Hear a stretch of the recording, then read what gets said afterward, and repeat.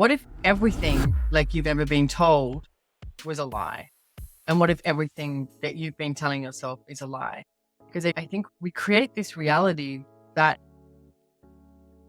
is more from conclusion, and it's more from, I'm going to even say result driven. Result driven is a really interesting thing because people go, oh, I've got to get this result. There's always something else possible. There's always something beyond that. And so as you are only aiming for this one result, it's like you start concluding that that's all is possible rather than, no, there's something beyond this. And all those places that we feel stuck, whether it's, as you said, in our own personal life or in business, finance, etc., it's like, what lie are you buying?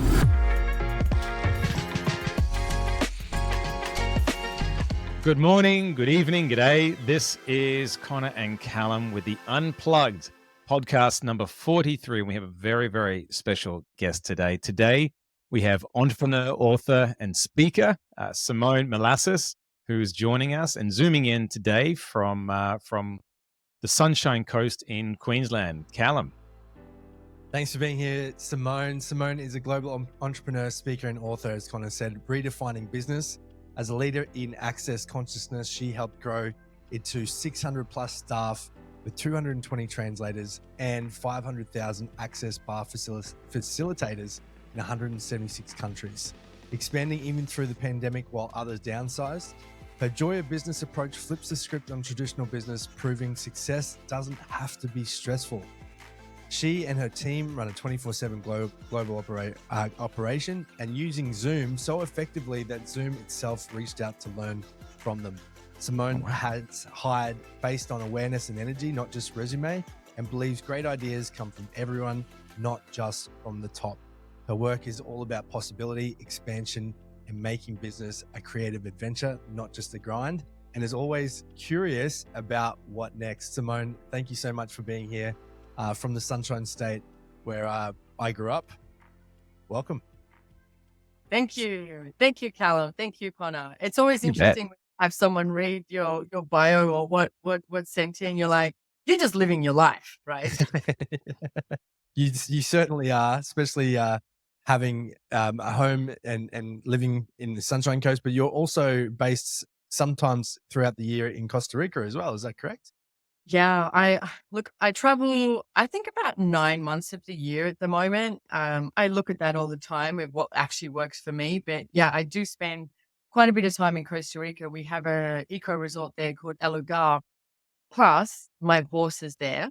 So when we do a lot of business in South America, like we have a lot of seminars there too. So people come there and I love it when I've got my horse because I get to ride her every day. So yeah. So you've just opened up so many loops and sprinkled in so many little crumbs for us to pick up and really explore with you. How you're based in Queensland? How on earth Costa Rica? Bali is close. You know, a lot of Australians have things in Bali. You know, in the Pacific somewhere. But Costa Rica, how did that happen? Yeah. Look, I know how did it happen. I'm not sure. It's I'm involved in more than that. I'm even a part owner of a castle in Italy, which if you'd said to me growing up in Australia, like I grew up in Sydney, Australia, and, I did travel. I did that Aussie backpacker thing and traveled around the world for 3 years and then, came home and everyone went, well, you've got that out of your system. And I was like, are you kidding me? Like, this is just the beginning. Like, where else can I explore? So I think I started looking at what else could I create? What other businesses could I do that would allow me to travel? That was number one thing that I sort of asked for because I was like, I'm not going to be good if I'm in one city, like working 9 to 5. I just know myself. I need the diversity. So that was one thing. But I think the second part was I wanted to create something that we could have an impact in the world and empower people to know that they don't have to function from, lack or scarcity, that it's your choice. There is something better and different. So I created a business called Good Vibes for You, which was, I worked in all over festivals, all over Australia, started doing merchandise for bands. All right. Like Pete Murray was one of the ones, Missy Higgins, that I did their merchandise. And I did Pete merchandise. So this around the early 2000s sort of era when you got into this? Yeah. Yeah. He was when it was when his Feeler tour. He was like, I think, number one in Australia. And so I did his merchandise and we did all these different things. But I had all this stuff that like t-shirts that had sayings on them that I perceived if someone read it, maybe it made them happy for the day or changed their life, etc. So that's where I was heading. And then I had just come across Access Consciousness and I was on tour with Pete. And I remember chatting to another friend of mine who was a musician. He was like, how do you like being on tour? And I went, I like it. I like the travel, but I think I want to do it with something else. And to be honest, I literally thought I've got everything I ever desired because I always loved music. And I had AAA passes, access all area passes everywhere, living that life. And then I was like, when you choose something and you go, this is not enough, like there's something else. And so I just come across Access Consciousness and I went and listened to Gary Douglas, the founder, talk. And I was like, oh my goodness, this guy's talking about everything I want to create in the planet, in the world, except these tools that is much quicker than just my concept of wearing t-shirts with empower, Yeah. The smiling face. Have a nice day. Yeah. And that was like 24 years ago. And so here I am now. But here's the thing. We started traveling around the world. We were in 4 countries. Now we're in like I think it's over 180 countries now. This is Access Consciousness. Are you? Yeah. Okay. Well, I travel around with seminars, I've written books and doing all of that. But we do these longer events in places. And so Costa Rica was one of them. And, there was a time where I thought I could never go there. Like I could never, in Australia, it's so far away. It's expensive. How am I ever going to get there? And there's been so many things that I've chosen, which I think everybody can choose whatever they desire. Now I'm like, I've got investment in Costa Rica in this eco resort. I have a horse there. I go there probably like now I'm probably there like 3 months of the year. I'm also off to Europe for 3 months and staying at the castle that we have in Italy, which a whole bunch of us just sort of chipped in and went, buy this castle that no one's lived in for 40 years and do it up and create it as a hotel. People chip in for a for a case of beer. They don't chip in for a castle. That's incredible. That's really funny. Trust me, I had that point of view. It was like if you said to me 20 years ago, hey, guess what? This is going to be your life in 20 years. I'd be like, hey, you're tripping. Like, there's no way. But there is. So here I am today. And what else? Yeah. We'll talk about what's next. Maybe in the towards the back end of the podcast, but you've made a huge impact. I read your resume, and one thing that stood out is that it wasn't always, smooth sailing for yourself. There were some turbulent times, and you found yourself in a, I guess, going backwards for a period of time. But you managed. Something happened, obviously, for you to leapfrog past so many others in order to go forward. Could you unpack? Because Kallum and I talked to amazing game changers and life changers in the world, and we love the backstory and what set of ingredients or what set of circumstances it led to create the mindset to be the tall poppy, to get above the clouds, because it takes courage to not be the norm. It takes courage to not fit into the same mold that everyone else in society has, because there's things like judgment. There's things like, unconscious jealousy from everyone who will try to bring you down to their levels. So in order to be a tall poppy, you really have to be driven beyond that. So can you unpack a little bit about what drove you to, obviously you were very big into music, but maybe even growing up, did you feel like there was something else out there and you had a special gift, or maybe you didn't know it was a gift at the time, or you viewed the world through a different set of lenses from other people? Yeah, you and like I did before, you've just given me a whole lot of things to talk about. So I would say, I'd say a pretty young age. I went to private school in Sydney, and everyone was sort of like, let's get married and have kids. Let's go to university. This is what we do. And when you're at school and they're like, what topics are you going to study? Because this is going to create your future. And I was like, I have no idea what I want to do.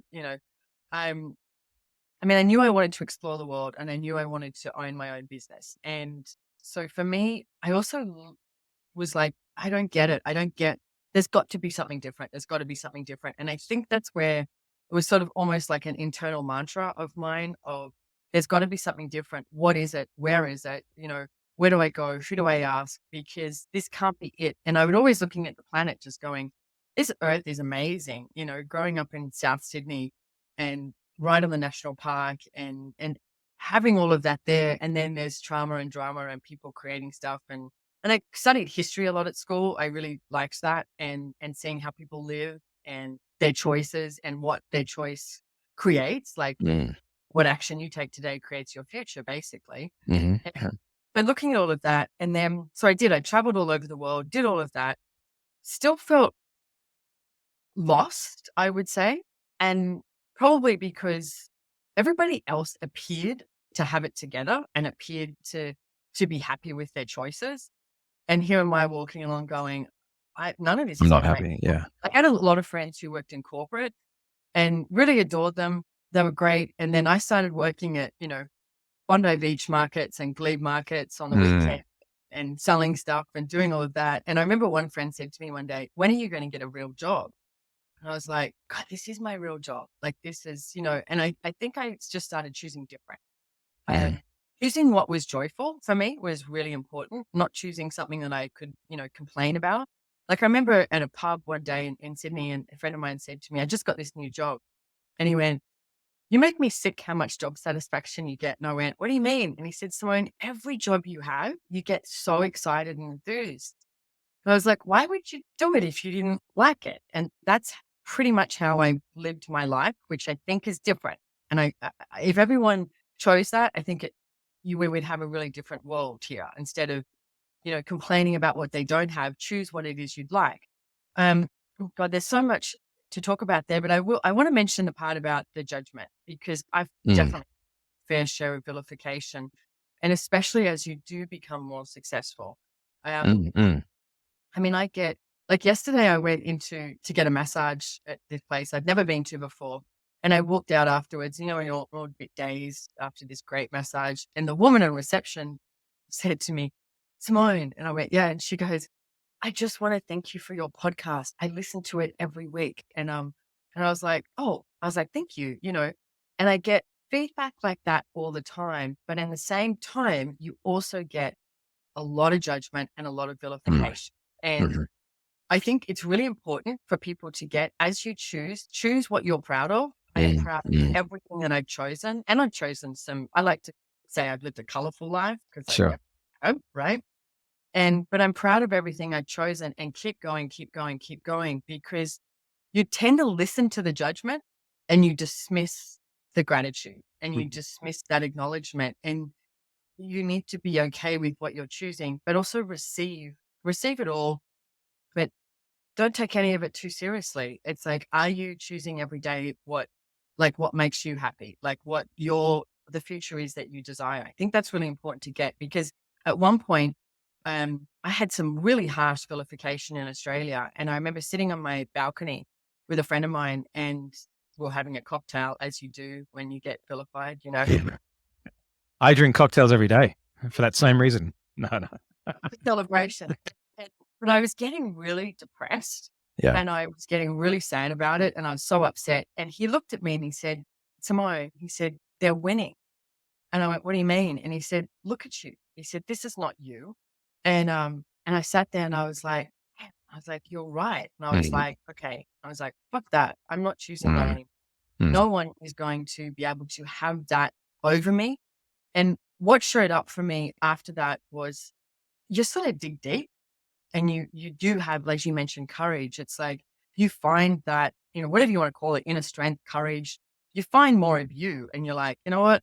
I know what I'm choosing and I get to wake up and I get to be me and I'm happy and I'm proud of that. And what else can I choose and generate and create and empower people with or etc. So that you touched on that, I wanted to touch on that. It's a topic a lot of people don't talk about. I think it's so important because so many people want what's on the other side, but they hold themselves back for whatever reason, whatever label we want to use. And I think hearing stories like yours where you have created a strategy, and that little strategy that you shared with us is you literally said, fuck it, I'm not going to let them win. and or words to that effect. And I think if more people adopted that, then maybe they too would find that inner courage, power, whatever label we want to use, to go out there and be more magnificent. And it's that courage that without that, there's no way you would have made the impact that you have in the world today. Yeah. Yeah. And I, To the at extent. one moment, like there was a momentary place where I went, maybe I should choose less then, you know, and you start to sort of contract. Maybe I shouldn't be doing as much as what I'm doing. Maybe I shouldn't be. And it's like, no. So, I mean, God, without getting political, it's like every single country in the world at the moment, I don't see any country who has good leadership. And it's like, we need to be that leaders of our own life and not buy into anything that's been, you know, impelled or projected upon us. It's like, what are we going to choose in the face of all of that? Like, we get to create something different here. I truly, strongly believe that. Yeah, I can relate to that story that you shared, because I grew up in a small little coastal country town, and you know, it does feel a little bit like that sometimes, where you go off and you have these new ideas and you're getting after it, and it seems foreign to the people that you grew up with, and it does feel almost as though sometimes when you're exploring those things and you're getting after that dream, that it can present a lot of their maybe insecurities, or present to them what they're wishing that they were doing, but they're not. And I think people get unresourceful, and they turn that into resentment, or they turn it into wanting to shame, or they turn it into, you know, poking fun, or trying to chop people down. And it is a sad thing, but it seems to be across many cultures. And it seems like, for whatever reason, by cutting you down, it makes them feel better. And it's almost like you're trying to leave this gravitational force of this place where you grew up and where you were. And in order to do that, you literally have to become who you always meant to. And that means breaking those societal norms. It means, you know, acting and behaving different to maybe you did when you were growing up. And, you know, it does often sometimes mean that you have to leave some of those people behind. And I think that can be a gut-wrenching feeling for a lot of people who want to create this type of success in their life, where they are blazing a new trail, where they are, you know, on the frontier of something new. And it's that thing, kind of like standing at the top of a waterfall where you can't see the bottom. The reason why people don't jump, because they do find safety and security in the strong platform that they're standing on top of. And, you know, seeing you travel around the world 3 times, seeing you, you know, have these types of success where people look at it and think it's overnight success. And, you know, Yeah. you know, and it's never that way. You know, they say it often takes 10 years for you to have overnight success. Did you find that, you know, in that process, there were people that did drop off out of your life, and, you know, for whatever reason, you did have to walk away from or leave behind? Because I think sometimes that's a really big one for people at home not supporting them, people in their community not supporting them. You know, it's funny because, like, they support businesses that they understand, like plumbers, electricians, builders, those sorts of things. It's like, yeah, I need a plumber, I need a builder. But then when you get into more of this, you know, intangible stuff that we work within, people are like, don't get it. So it's, yeah. Have you found that to be true for you, that there are people who drop off? Yeah. And I would say it's more like not necessarily like walking away. It's just like you keep choosing and then things drop off. Like, Right. like, I mean, if I look at everyone I went to school with, it's like, I don't have, you know, if they knocked on my door or rang me or something like that, I'd be like, hey, but it's, I just lost contact with people. Look, I would say family is a really big one. Unfortunately, I think not a lot of people have great families who are constantly empowering. I was really lucky to have a father he died about 12 years ago, but my whole life he was like, he knew I was different. And he used to say, Simone, you're so different. You're so wild. And he was like, I will be here for you. And I would go and talk to him about something. And he was very entrepreneurial as well. And he would say, you have to choose. And he would say, you have to choose to figure out if this is what you want to do with your life. But he'd say, I'm here for you. And I feel very lucky that I had him there. Whereas on the other side, my mother was probably one of the meanest people I've ever met. I don't get on well with her at all. She was, everything I chose was wrong. Everything I chose was embarrassing to her. Like, that's what I grew up with. So, and my father, before he died, he said to me, Simone, your mother is not going to get you. And I was like, I know. And he said it to me like 10 times in a row. He said, I want you to get this. She's never going to get you, but please keep choosing what you're choosing.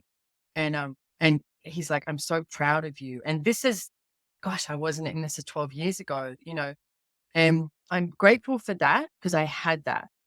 Yet I see a lot of people don't have family. And as you mentioned, Kallum, people don't understand what you're choosing. And I think that's the key piece is they can no longer define you. You know, they'll go, oh, Callum's this. Kallum likes to do X, Y, Z. And when you stop doing X, Y, Z and you start doing something different, you start to freak them out because they're like, Callum's no longer the person I thought he was.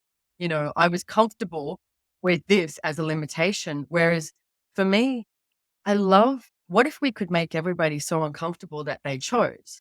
And, you know, I looked at your website. One of the things I really love that you guys do is you say, hey, here you go. We've got all this free stuff. We want you to have what we've discovered. We want you to have this. And, you know, if you look at you know, and I don't know, a very successful athlete, they don't look at everybody else and say, I don't want you to be an athlete.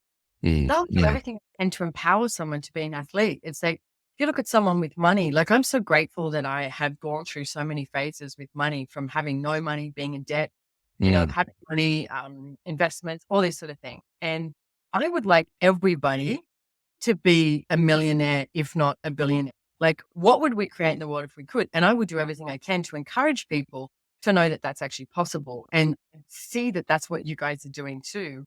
And that is so different because it's people want to judge it, yet it's just, they can't control it.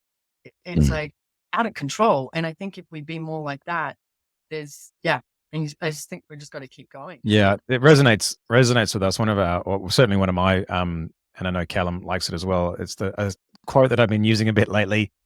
To lift all boats, you have to raise the tide line, and that's rising tide raises all ships. Yeah, a rising tide lifts all ships. And that's how we view it. Is that if we can raise everyone with us, then it will do a wonderful thing for the world and make a big impact. And I really resonate with what you said and what Cal said. It's like when you have a puzzle and everything, all the pieces of the puzzle fit nicely, and that puzzle represents someone's comfort zone, and you're a piece of their comfort zone. And if your puzzle piece starts to change shape and it no longer fits into the corner anymore, they don't know what to do with it, and therefore they project unconsciously and unconsciously try to squeeze you back into that piece of the puzzle that fits in the top right corner there. Yeah. Amazing. Money. Like, how many people are empowered to earn more money in their family? Like, there's a saying in Nashville, Tennessee that says, don't go above your raisin.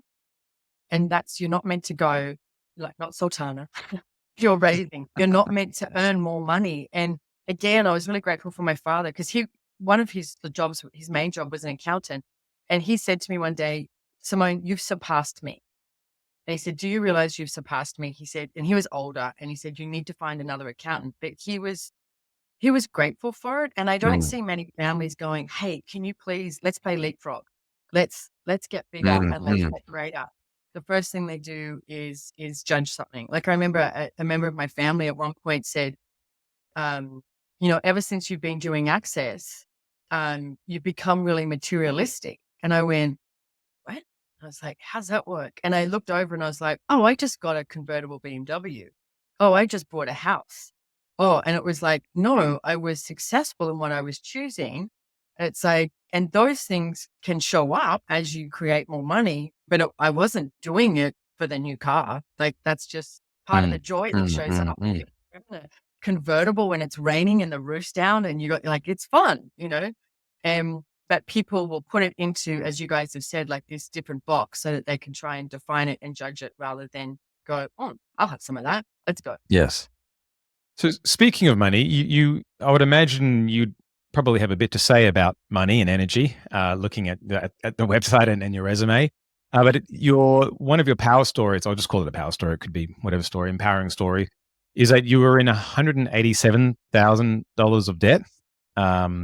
What stage in your life was that, and how did you get there? How did I get there? That's easy. I was very good at spending money. But actually, I was really good at spending money, but I was good at making money. I was just not good at being aware of it. Like Okay. I was good at getting loans from, institutions or people or anything like that. And I had a business. The business I had, Good Vibes for You. I just kept ignoring it all. And I remember my father one day, he was very funny. He drew me this graph, like this circle graph.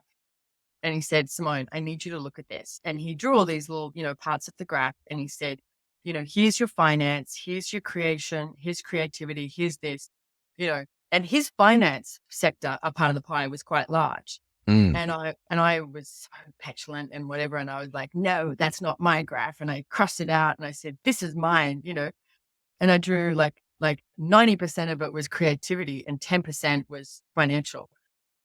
And that's mine. And he said, Simone, he said, you can't have this, and pointed at the creativity, unless you have this, and pointed at the finance. And at that moment, I was like, but I know he's right. Like I was one of those people who definitely chose, look what I can create with no money. Look, I survived, and I did that for years and years and years. And I knew what that was like to, hustle to get the rent by the end of the week, or, be in debt. And I realized that I was choosing it because I knew it. And, when it came, That's interesting. Yeah. What you just yeah, said. well, Yeah. Choosing it because I know it. yes, and like we were talking about before, it's familiar. And when I came across access consciousness, I started, access consciousness is a lot about being in question too. Like, Socrates always spoke about being in question Mm. and asking questions, not concluding anything. And I started using the tools, and my life was changing, and I wasn't using the tools with money. And I finally went, Simone, you need to look at this, because everything I was choosing wasn't working.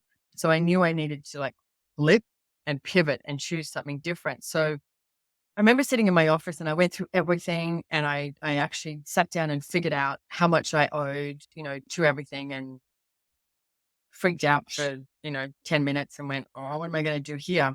And then poured myself a glass of wine, as one does. And went, hey, I got this. And then I went, okay, what else can I choose? And I started looking at, I need to change this. And I made the demand of myself that day. I know what it's like to have no money. I know what it's like to be in debt. What does it feel like to have money? What is that like? Like, what does that feel like if you can walk into any restaurant and you can order anything and you can pay for it? What does it feel like where you don't have to hustle to get the rent each week? All of that. And I made the demand. I was going to find out what that was like. And so I did. And it took me a couple of years. But the one thing I'm going to say is there were so many insane points of view that I had. And I think Mm. we have a lot of insane points of view that lock us up. Like one of them was my dad. I'd heard him say years ago, I won't leave and I won't die basically until I know all my kids are financially stable.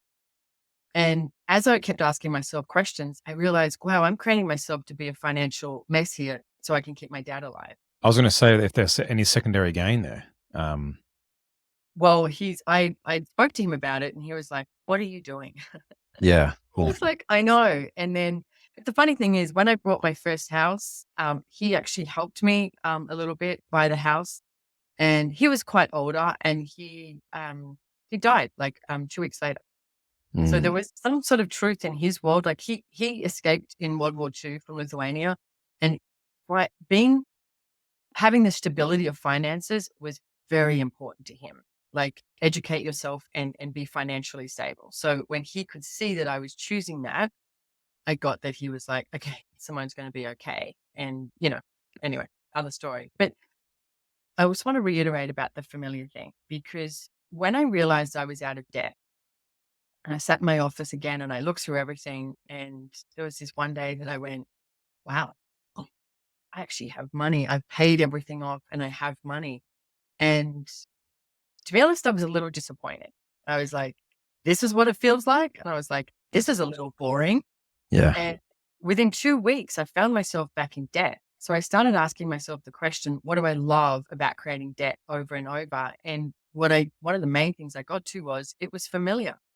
I knew that energy when your heart's beating and you're The adrenaline kick almost. yeah, exactly. Yeah. And that sense of peace of when you have money, I was going, well, that's boring. It's a non-movement state. Yeah. It's crazy. It's Yeah. crazy. So it's like, what is it? So then I went, okay, well, where can I go from here? What if I had such a sense of peace with money that I could create and generate anything in the world I desire? And so you just sort of keep leaping into these different energy, as you mentioned too, like the different energies of what it is to be and have money. Yeah, this is powerful because I think this ties into some of your unconventional ideas around business and business growth and development, and the subtleties of what you've just mentioned about your dad saying that he's not going to pass away until he knows everybody in his family is financially secure, and you having that as a belief tied into some sort of secondary gain that kept you stuck at the level you were at financially. We teach a lot of this stuff in the way that we do things as well. And it is kind of a little bit out there for some people to get a grip of, but it doesn't matter to us either. But what we've found is that it's one of the biggest strengths. It's the secret sauce, and I call it. When we talk about it in the sense of projection, perception is projection, Carl Jung's idea around projection, but also how, there can be barometers outside of us that indicate things that are happening inside of us, but they're, I guess, just one step removed. So they're, I guess, acceptable to the conscious mind to look at. And we often see if there is some sort of stuck energy happening in the business, whether there's, things not happening quick enough, or there's something happening with cash flow, or there's a sale that's, a big sale that's lingering. We often look at what meaning we're deriving from that. How is that affecting us emotionally, and take a look at that from a symbolic perspective, and see if there's anywhere else in our life personally that we're doing that same behavior either to ourselves or to somebody else. Hi there, this is Conor and Kallum from Connect Coaching. Hope you are enjoying the Unplugged Podcast. Nothing lights us up more than seeing businesses thrive, especially in uncertain times. We have 32 combined years of doing nothing but mentoring and training businesses from around the globe in order to increase their revenue and thrive in uncertain times. So what we would like to do is share with you a little bit about what we've discovered over the last 32 years. We've created this amazing business model called the Forever Business Model, and we want to give it to you for free. All you need to do is jump down into the description below. There's a link there called Steal Our Forever Business Model. Click on the link. There's a 9-minute video that you can watch where we unpack everything you need to know to implement it in your business right away. And it's fascinating what you said about your father, because he passed away 2 weeks after that. And that would have been a devastating thing to have happen. But there are these subtle signs that keep us stuck. And they are, I use the word subtle purposefully, because they can be just on the cusp of conscious awareness. Sometimes we're not even quite aware of them. Can you dive into that conventional way of thinking a little bit more? Because I'd love to compare notes and see how you look at those things as well. So one of the things I would say too is, what if everything like you've ever been told was a lie? And what if everything that you've been telling yourself is a lie? Because I think we create this reality that is more from conclusion, and it's more from, I'm going to even say result driven. Like if result driven is a really interesting thing, because people go, oh, I've got to get this result. There's always something else possible. There's always something beyond that. And so as you are only aiming for this one result, it's like you start concluding that that's all is possible, rather than, no, there's something beyond this. And all those places that we feel stuck, whether it's, as you said, like in our own personal life or in business, finance, etc. It's like, what lie are you buying that's not true? And if you, basically like destroy and uncreate all the lies, it's like, what else are you aware of? Like, what else do you know? And here's a weird fun factor to choose is to get yourself to be aware of more is, or what you acknowledge what you're aware of, I should say, is there was one day I was in London. We went to London Tower and I was with a bunch of friends, including Gary, the founder of Access, and Dr. Dane Hugh, who's a co-creator. And Gary goes, okay, as we walk into London Tower, I want you to walk around and have a look at, what do you know? What are you aware of? Like, what do you remember? Because I personally think we've had so many lifetimes here on the planet. Interesting And question. yeah, it was interesting to walk Yeah. around because there were some things that you were like, yeah, no, and other things that you were like so enthralled with that you're like, oh, and you almost remembered that, or it's like, who was that? Because we think we only know what we are, quote unquote, educated on, like, book smart, but we know so much more. It's like, even you pick a topic and just go, okay, what do I know about this? What am I aware about this? From anything. And I think if we start to access that and stop buying the lie that we're limited, because most people will function as like a limited being rather than limitless. I mean, we all, that movie Limitless, that came out, we all went, yeah, like, I'll have some of that. But what if it's not in a pill? What if it's in the acknowledgement of how great you are? I think most people don't acknowledge how aware they are. And once you start to function from, hey, I'm more aware than I was yesterday. And what am I aware about this? It's like, then you will expand, you will grow. And here's the thing though, awareness is sometimes really uncomfortable. Again, it's like, we want to be aware of all the good stuff, but not necessarily the bad stuff. And for me, I started to ask to be aware of everything, all energies, to be aware of all energies. And I was at the beach one day with a friend of mine who surfs like for hours and hours on end. And I dove in the water and I just got this, I was like, shark. And I went, okay. And I jumped out of the water and, you start to question yourself and you go, is that really a shark? Are you just being paranoid? Blah, blah, blah. And then I see my friend walking up the beach and the look on his face and with surfboard under his arm, and he's only been in the water for like 10 minutes. And he was like, oh my God. And he was telling me he was duck diving under this wave as this huge shark was just coming the other way. And I went, Wow. ah.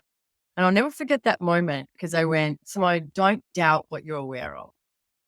Like, and for me, it gave me this acknowledgement. And what if we didn't doubt what we are aware of, but also don't conclude it? Because I think we go to that thing of going, I'm aware of this. Now that's it. No, that's not it. There's more. There's more. There's more. There's more. This is really interesting. Where, and this is more curiosity that I thought that came to my head. Where's the line between trusting our instincts and saying paranoia or limiting thoughts that are being projected out, and that's why we're seeing that, but it's actually our inner awareness? I would say practice, like it's like a muscle. And for me, it's like when you have that lightness in your world and that sense of peace and that joy when you're choosing, like you just, even like your face muscles start to smile. You just like seeing this, and I'm like, it's light in your world. I would say that's what's true. And then when you start to go, am I being paranoid? Am I being this and whatever? If it starts to get heavy, it's like, what are you creating that's not true and real for you? Like, whose lies are you buying into? Like Kallum, when you were mentioned about like people around you, and even, people will verbally say something, but I think it's the energetic stuff that kicks us the most. Is if you're choosing something and someone's looking at you like, don't really think that that's possible. You're not really going to be able to succeed with that. You'll pick up on that energetically, and then you start going, oh, hang on a second. Maybe that's not possible. I can't do that. I'm paranoid. And you start to buy that lie as yours. That's why I said to begin with, what if everything that you found, everything you think about, you found out was a lie? What would you choose? Like, I think awareness changes every 10 seconds too. Like if we start to function in, one of the tools we use in Access is 10-second increments. Choose in 10-second increments, because we choose. And then when you lock it in, you've just made it a decision and more concluded it, rather than Okay. So, and especially in business, So choose. a 10-second increment. Can you unpack that a little bit? Yes, I know, because people go 10 seconds. How do you choose in 10 Yeah. seconds? Yeah. So say you're choosing something, and let's use business as an example. Okay. Say you're choosing something in business, project, meeting, something like that. But like, say if you look at, you're meeting with a group of people, how often do you go in and you go, this is the result we want, rather than walking in and like, one of my famous things that I learned many years ago was don't try and have the conversation before you have it. Because you walk into a meeting with a group of people and you've already somewhere decided what the outcome is going to be. What if you didn't? What if you walked in and went, hey, what's going to create the greatest possibility? What are you aware of? Ask everyone what they're aware of. What are you aware of? You have this energy of more like of extrapolation and you're heading in this direction. But then the 10 seconds is like, you know what? It's actually not going to work. Let's head in this direction. Okay. Now what? Now what? Now what? It's like if you're driving a car and you're going from one place to the next, but then you see there's a car accident, are you going to pivot and turn somewhere else? That's choosing again. And it's like, so if you practice even in choosing in 10-second increments, I did this once and I woke up in the morning because most of us have some sort of ritual. Like I love it. So it's like you wake up and you have something, but what I did was I woke up and I went, okay, you go to make a coffee. Okay, ask my body, does my body actually want a coffee? Do you want a coffee? Do you want the same coffee or do you want it made different? So you're always in question and questioning what's next rather than, I don't know, you go to the gym and you think, oh, I'm going to do this workout. And it's like, but then you get to the gym, sometimes your body's like, no. And Yes. after body feels great, right? Yeah. Yeah. It was what if you went to the gym and you went after 10 minutes, you went, I think I'm done. And you walked out. Well, that's choosing in 10-second increments. It's like not judging what you're choosing, but choosing in 10-second increments so that it's always like it's congruent with you, your body, and what you're asking for, what you desire as a future. Now we're getting really trippy, right? No, this is good. This is where we like to hang out. It's where Okay, we live. good. We live here. Well, Awesome. I had a quick question on the back of that because, I have had instances when, there's been hard things that maybe my body or I personally, my consciousness, my awareness, does not want to do. Where is the how do you distinguish between those things that are hard and maybe you don't want to do, but it's a good idea to do it. And, Oh my gosh. no, and, or going, no, wait, it's not the right time to do that right now. I'm going to wait till later because I think there probably is some nuance there and I could be wrong, but it does feel like sometimes hard things are best to do even when we don't feel like it. And I'm not sure where the fine line would be with what you're saying and that. Yeah. And I think there's a few things to, unpack with that as well. And one is, I don't think most people work with their bodies. I was definitely one for that. For many, many years, I was, just go, go, go, go, go, go, go, go, go, go, go, go, and would never ask my body a question, like, and be like, hey, speak to you, do you want to do this, etc. And which led to the last couple of years, some pretty full on stuff. And I ended up in hospital last year because I couldn't walk. Oh, wow. And I was meant to go to Italy and I had like, my, discs had come out and I got a CT scan. It was really great because I actually learned more about my body and what was going on. But I was so pissed off and I wanted to go to Italy. And I literally was like, had to rest. I was in bed. And every day I was like, I want to go to Italy. And I could literally hear my body going, are you kidding? We're not getting on a flight going to Italy and then doing this. And so for 3 days in a row, and I kept asking, what does it feel like if you're choosing with your body? And because I was like, well, I'm going to be cranky if we don't go. And my body was like, we can't, like, we need to relax and rest. And then when I woke up after 3 days, I just woke up and again, I had that like sense of peace in my world. And I was like, oh, we're not going. And one of the questions I would ask is what's right about this I'm not getting. And for me, I realized how much I was choosing in conflict with my body rather than going, hey, does this actually, does this work? I mean, how many times do we choose something? Maybe you're tired or you want to go home or you want to get out of there or something like that, and you don't because you feel obliged. Or what if that again is one of the lies that we buy into rather than, I find as you choose for you, you show others that they can choose for them as well. Yeah. This is yeah. It's a contrast. And, you hear the motivational people saying, like, if you want to be an Olympic athlete, you're going to have to get up at 3 a.m. and practice every day like I did, et cetera, et cetera. And in that moment in time, I'm sure most days they go, do I really want to get up in the morning? But I have this goal that I want to achieve. So if I really do want to be an Olympian, then I have to override my mind telling me to go back to bed, and I have to override it and get that. So with what you're saying, is there a chance that maybe they could get there without going through that?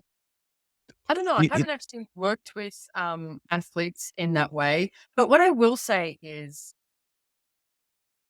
that, like, are we assuming that, or do they have that drive that keeps them going? Because two things. One, I notice I work a lot, right? But I don't, I love it. And it's like, and people always go, oh, I hope you get to have some time off, or did you get to have a holiday? And I'm like, a holiday from what? I'm like, I love what I do. Yeah, if you love what you do, yeah. Yeah, it's awesome, right? So for somebody else, they may assume something about me that's not true. So I'm wondering with the athletes, because I know for myself, like, I've got a personal trainer. I also go to Pilates, etc. And when I go and when I'm going, freaking love it. It's like, it's awesome. So I'm wondering if those people who actually are choosing to be, a swimmer or an athlete, every now and then might have that place of not, but they have that drive where they do get up at 3 o'clock in the morning and they love it. Like, it's funny, because I live in Australia, but travel a lot, but we have, business all over the world. So when you wake up in Australia, Europe's still awake and America's awake. So it's, you can feel the energy of people going, are you awake? Are you awake? Yeah. So a lot of my meetings are actually at 5, 6, 7, 8 o'clock in the morning. Yeah. People are like, how do you do that? And I'm like, well, I do it because I wake up and I get really creative in the morning. I'm a really good morning person, and it's what drives me. So I wonder if each person is so different, and what drives you doesn't create that place where you have a conflict. Good. Yeah, I love that that insight and that way of looking at it. Because you're right. What is Huna? Huna, we like studying the ancient Hawaiian philosophy of Huna, and one thing that rings true is that if you love, if you're aligned with what you're doing, you'll always find energy to do it. Yeah. Or words to that effect. So I think it ties in nicely with that. Because you're absolutely right. Yeah. A holiday from what? If you love what you do, why would I want to stop it? I'm enjoying this. Yeah. I mean, I just spent a month in Costa Rica, but like I told you guys, I had lots of seminars. I think it was 3 days where I was doing, like, had nothing on, but every day I got up and I rode my horse, and it's like, I had a great month. What's your horse's name? Her name is Pluma, which means feather in Spanish. Cool. That's beautiful. Yeah. So access consciousness, it's obviously had a huge impact in your life. You now are part owner of it, or you're involved in it at a very high level in some capacity? I am one of the few facilitators who facilitate, I guess, like the more advanced classes, because there's like thousands of practitioners and facilitators around the world, and they do different classes on so many different topics, because it's basically about consciousness. So, most people think they have a problem with something, whether it's finance, business, relationship, bodies, like something like this. And so there's classes on everything. And then, so I do that as well, but then I also do a lot of the advanced classes. And with access consciousness, you've been involved with is it an organization since the early 2000s as well?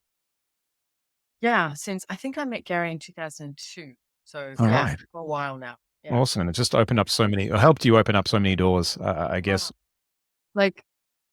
So much. I'm so grateful because, the tagline of Access is empowering you to know that you know.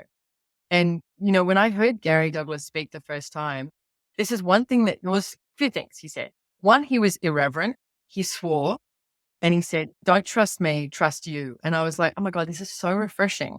Yeah. Everyone else was like, if you don't do what I do, then you're wrong. Or you Yeah. must do this. There is a bit of And that. Yes. you walked out judging yourself. And I walked out going, oh, this is pretty cool, And I love that he said, don't trust me, trust you. Because that's what it's about. Don't trust me, trust you. Yeah. What do you know? If anything I'm talking about is light in your world, great, go for it, choose it. I'm here. But if it's not, go do what works for you.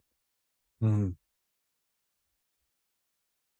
So your books, Yeah. you've written a number of books. I have. And the messages in your books, I haven't had an opportunity to read it. The motivation to write the book, where did that come from? I actually have two of them sitting here with please show us. So one is called Joy of Business. That's the Joy of first one. Business. Yeah. That's the first one I wrote, which I wrote that because Gary Douglas, I was having this conversation with him about something and I went, I don't get this. And he's like, what do you mean? And I said, why is this person choosing this? And he was like, what are you talking about? And I said, well, it's business and business is joyful and this is not joyful. And he went, what are you talking about? And I went, business is joyful. And he was like, no, it's not. And we went back this like, yes, it is. No, it isn't. And he went, Simone, you're different. And he said, you see business as joyful. Most people don't in this reality. And it was one of those moments that I was like, what? I don't get it. Yeah. That you need to write, you need to do classes on this. So I started doing classes and then did the book, right? So, which is translated into, I think, about 17 languages. Yeah, I've got that here. It's huge. Yeah. And then the second book I wrote was Getting Out of Debt Joyfully. Yeah. So joy is a key word for you. Here's one of the things I got to with the debt thing too, is most people will ignore their debt or they won't want to look at it because they go, and they stop creating because they go, oh, well, I create, I make money. All that I have to do is just pay off my debt. I was like, no, you still have to live. And I think that's a really key piece. If you choose to change your financial reality, you've still got to live, Like there was at one point when I was paying off, I worked out what I was doing and then I went skiing. It's like, I don't want any photos anywhere. I feel really bad. I owe all this money and I'm skiing, And then I went, you actually still have to live. Like that energy of choosing something like that brings you joy actually allows you to create more and have more and receive more. So it's interesting. Joyfully. Yeah. So many people impose like sacrificial lifestyles for the whatever it is that's above them. Yeah. Wow. And you don't need that. And the third book, which I don't have on me, I wrote with my ex. A little bit of a funny story because it's called Relationship. Are you sure you want one? Okay. It's pretty vulnerable. Like funny story. Stories. That we were together for 8 years and we were in the US and our PR agent had all these interviews lined up and, TV and everything.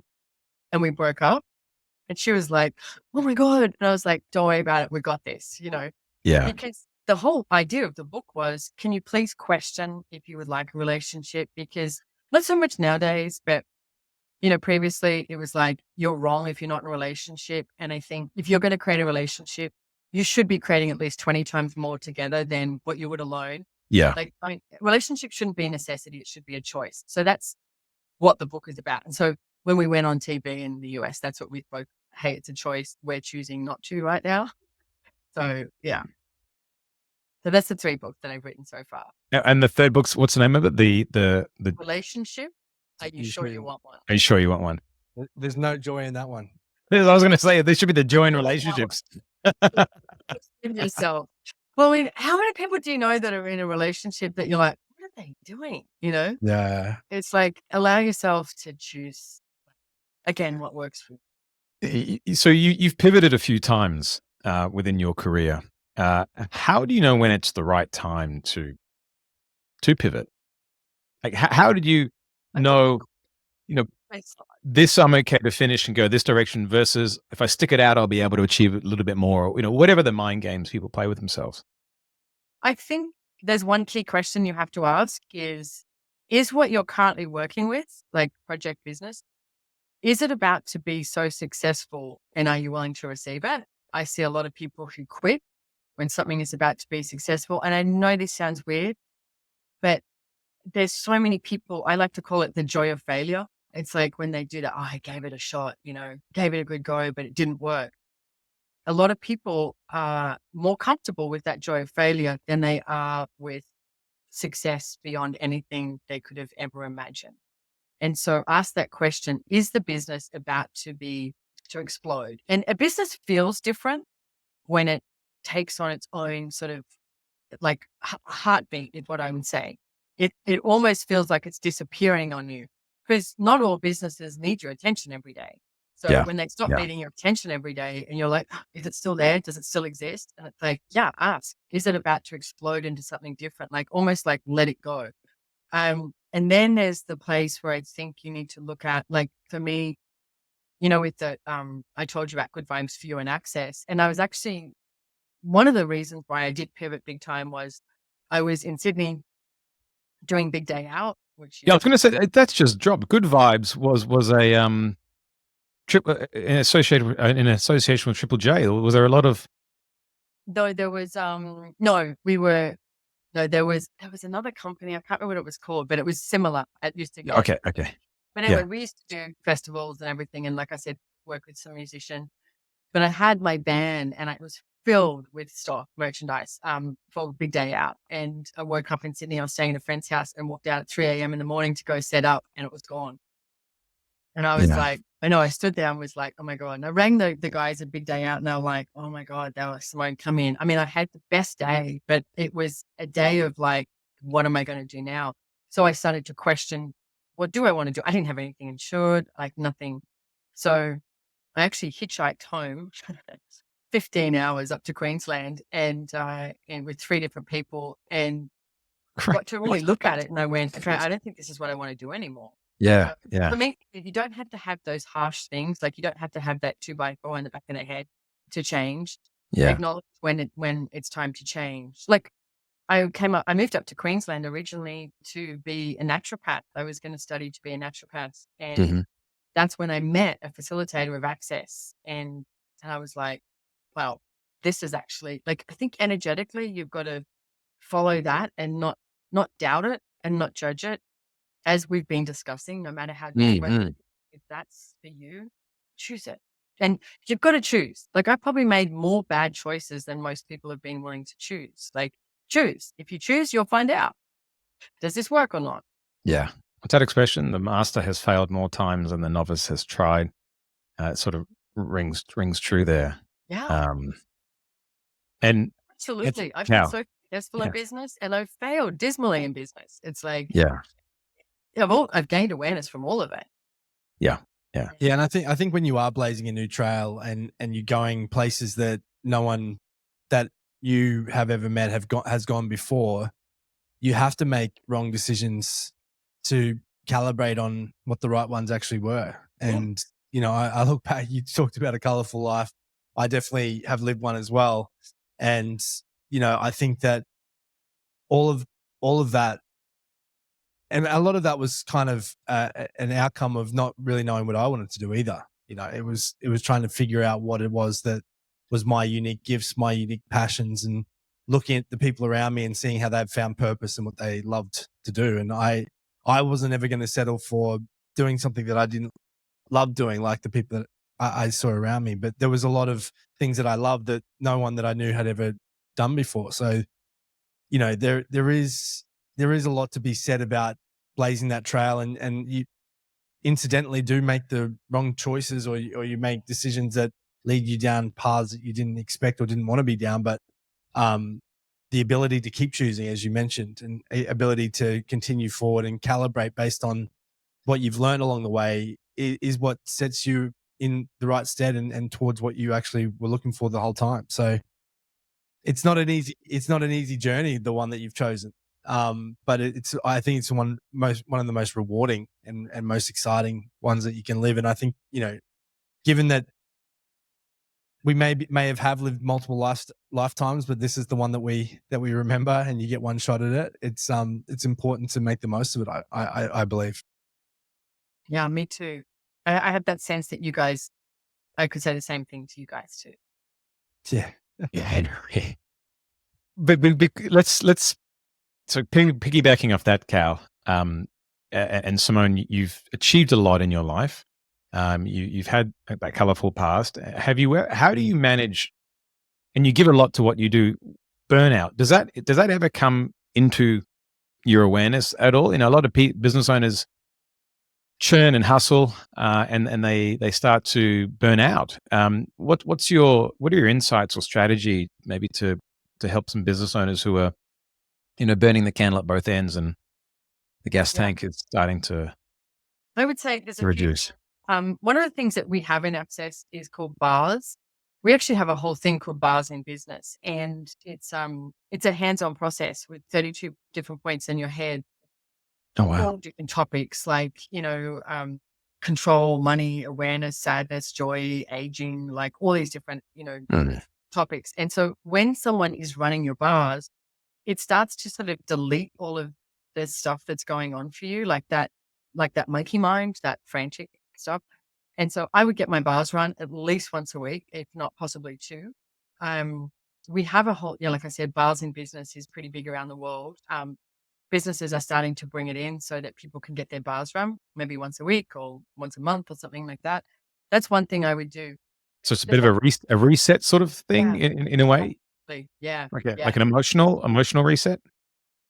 Everything reset. Okay. Yeah. If I find a practitioner near you guys, I'll organize to get your bars run if you choose. Okay. There's another thing though is because you mentioned burnout, and I think a lot of people go to overwhelm. And one of the things because of course I would go to this place of thinking I was overwhelmed. And so what I started doing was asking a question and going, okay, because we spoke about like being, limited and then like being a finite being compared to like an infinite being. I was like, okay, would an infinite being choose overwhelm? I'm like, no. What else is possible? So something if I'm at home that literally I would do is either walk across the road to the beach, go down to my garden. I have this huge forest in my backyard, go and just hang out in there. It could be 5 minutes, it could be 30 minutes, but again, pivot, like choose something different. Because I think we make things more meaningful and significant than they have to be. I mean, if you truly look at, if I didn't get this done right now, but I actually chose to look after me and my body, what would I choose? Is the world going to die? 1 hour a day, 1 day a week, choose something that nurtures you, and figure out what that is. It's like, one thing I figured out it is I like baking. Nice. Before COVID, I never cooked. I never did anything. And then I was like, shit, I got to learn how to do some stuff. But I like baking in the kitchen. So for me, that's relaxing, right? And it's like, but it could be going for a hike. It could be weeding the garden. Yeah. Anything. Yeah. But it's like I think it brings you back to being really present with your body. That burnout and that overwhelm is how much are you, again, what we spoke about, are you working in conflict with your body and not being congruent? Great insights. So where can people find you, Simone? How does someone get in contact with you? Well, I have a good name for Google because I never discovered another Simone Molasses. So SimoneMolasses.com is my website, my Instagram, my Facebook thing. Really bad at LinkedIn. I've got a LinkedIn thing, but I never look at it for some reason. And accessconsciousness.com, you can find me on there as well. And do you have and your books? Could they order your books online? Find them in a bookstore? They can on all the places, like whether it's Amazon, Booktopia, etc., and also Audible. They're all on Audible as well. All right, awesome. And working with you, if someone wanted to work, do you do one-on-one work? I do private sessions, yeah, and I do private sessions. I do classes. I have something that's called the Profit Club. And it's been going for almost a year, and we have 2 calls a month. It's $28 a month, and they're pretty. Yeah, there's a Telegram group, and it's really cool. It's a lot of fun. So, and it gets more into the depth of using Access consciousness tools. All right, awesome. And then whoever goes to your website can find Google you'll find all of that. And when are you training next? Where if someone wanted to be in front of you for your next course or workshop or program? I'm actually on the Sunshine Coast, but it's an advanced class. We're facilitating the facilitators, and then it's like train the trainer almost.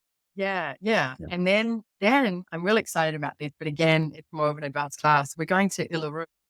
So we've got people from all over the world, and we're going to Uluru, and myself and Gary and Dane are facilitating a class called Being the Source. And Oh, wow. 2 days, and That would be incredible. go hiking around Uluru, etc. And yeah, but then I'm off to. I've got a lot of stuff online, and then I'm in Europe for 3 months. Sipping wine in your castle? Sipping wine in my castle, yes, Yeah. and then everywhere. I even go to Russia, so it'd be good. Wow. You can sip wine anywhere. Yes. You can sip. Well, and then in Russia, you've got, you got to do what the country Vodka. do, a Yeah. little bit of vodka. Yeah. Can I say, it's so funny because everyone always goes Russian's vodka, and you get there and they're like, it's not really what we do. No, my favorite vodka is like Polish. I like Belvedere. I think it's Polish. Yes. Oh, and I am going to Poland too, and I have had blueberry vodka in Poland, and it is so good, Oh, okay. That's really good. uh, You learn all these things as you yeah. travel. I'm now planning my European trip. Blueberry, based on blueberry vodka.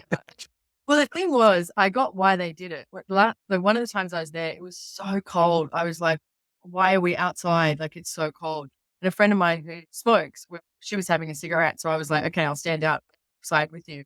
But then they came and brought us a shot of vodka. And I went, oh, I get it. I get why you drink the vodka when it's this cold, like straight, because it was warming your body up. So, Warms up the body. Yeah. Nice. Well, this is awesome. Cal, any closing questions or remarks from you, buddy?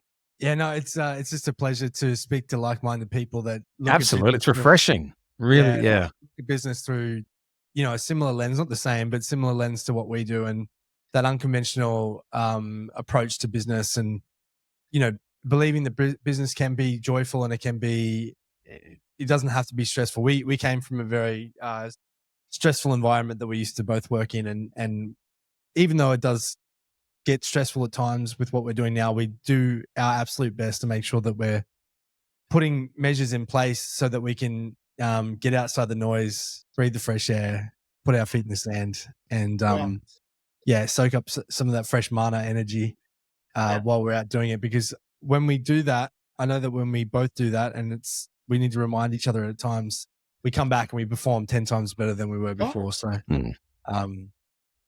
so important. But yeah, it's really nice to connect and share those insights with each other. And yeah, I look forward to hearing more about the bars, because I have heard of it, but it is very new to me. But yeah, I'm excited to explore it more.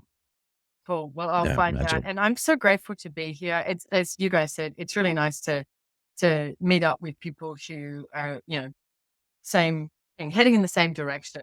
Like, yeah, similar wavelength. Yeah. Guys, would be great to get like a good bottle of wine and sit down and just Yeah. Oh, well, amazing. Well, thank you once again. This is Unplugged Podcast number 43, signing off. Thank you.